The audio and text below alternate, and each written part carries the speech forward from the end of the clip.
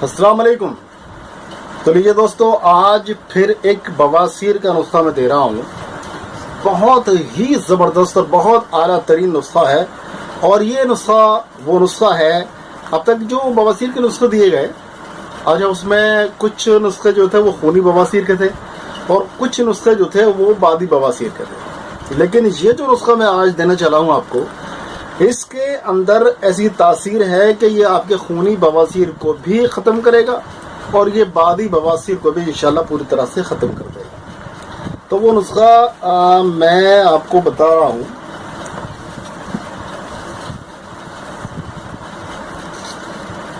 देखिए, बहुत ज़बरदस्त नुस्खा है और ये नुस्खा इसको इंटरनली जब यूज़ किया जाता है तो ये आपके खूनी बवासीर को पूरी तरह से ख़त्म कर देता है। और जब इसकी धुनी दी जाती है, इसी दवाई की धुनी दी जाती है, तो जितने भी मस्से होते हैं बवासीर के वो सूख कर झड़ जाते हैं कुछ दिन में। तो दोनों काम एक साथ होते हैं।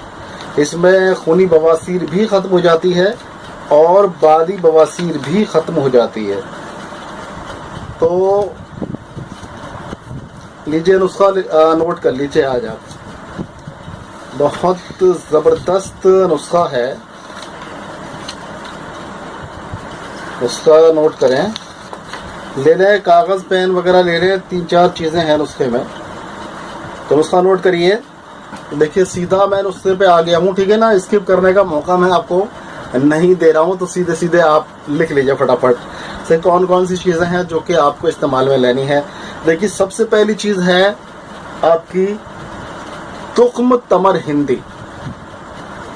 तमर हिंदी जो है वो क्या चीज़ है? इमली है, जिसको इंग्लिश में टमरिंड कहते हैं। टमरिंड और तमर हिंद, तमरिंद टमरिंड। इंग्लिश ने जो लिया है ये लफ्ज़ शायद फारसी से लिया होगा, इसीलिए इसको टमरिंड कहा गया, जबकि इसको फारसी में, यूनानी में इसको तमर हिंद कहा जाता है।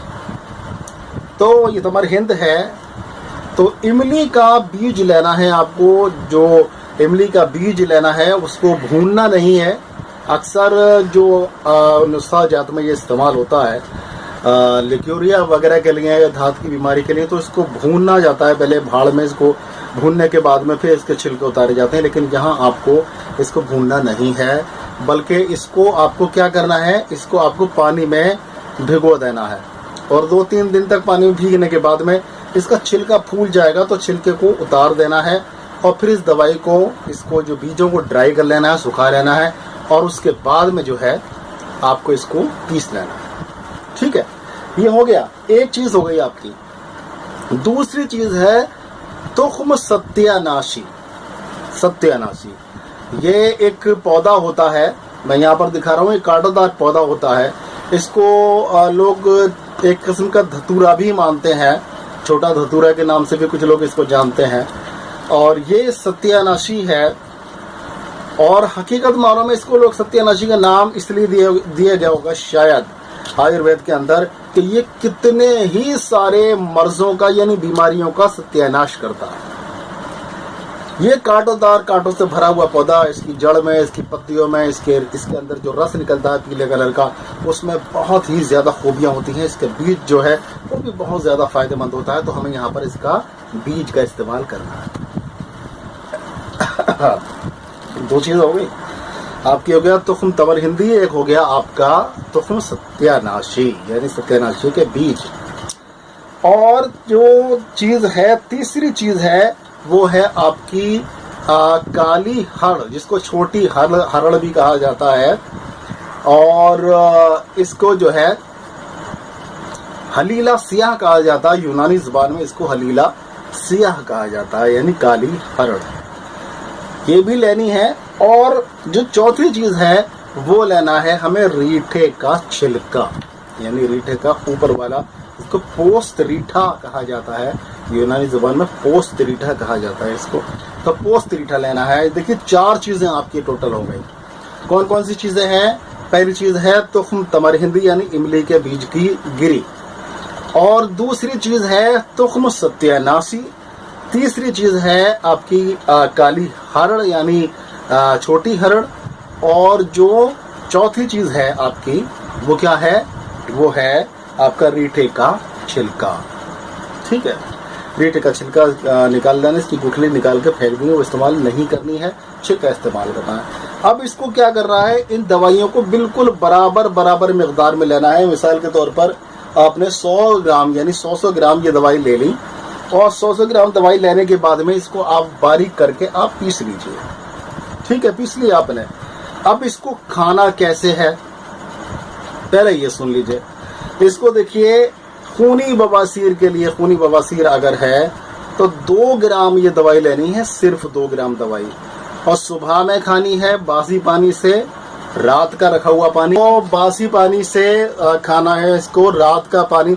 लेकिन एक बात का ख्याल रखना भाई साहब, प्लास्टिक में पानी मत रखना, प्लास्टिक की बोतल में, प्लास्टिक के जग में पानी मत रखना।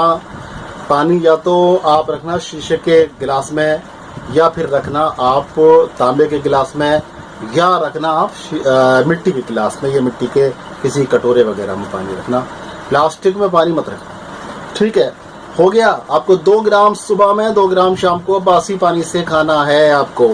अब आ गया मस्सों के लिए कैसे इसको इस्तेमाल करेंगे। तो मस्सों के लिए इसको इस्तेमाल करेंगे, देखिए उपला आता है ना, वो गोबर से जो उपले बनाए जाते हैं, उपले को जला लीजिए पहले आप।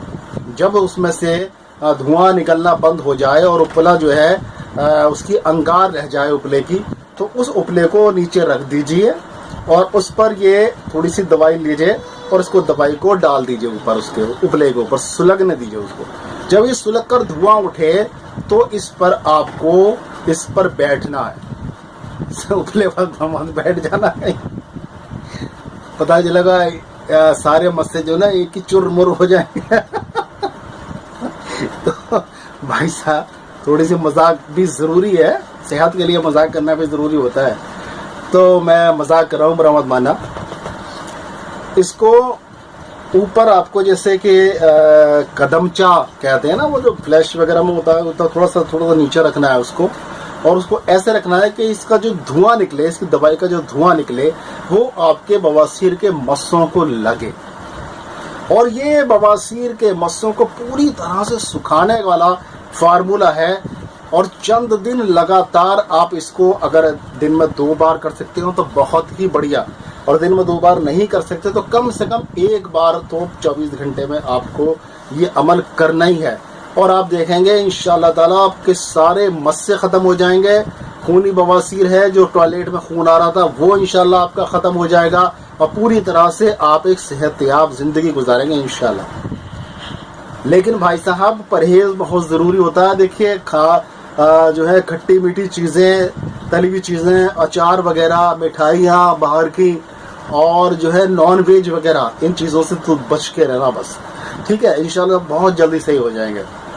तो दोस्तों, इस चैनल पर बहुत ही अच्छे नुस्खे और ऐसी नायाब किताबों से नुस्खे दिए जाते हैं जो बिल्कुल 100% सही होते हैं, आजमूदा होते हैं, यानी आजमाए हुए होते हैं।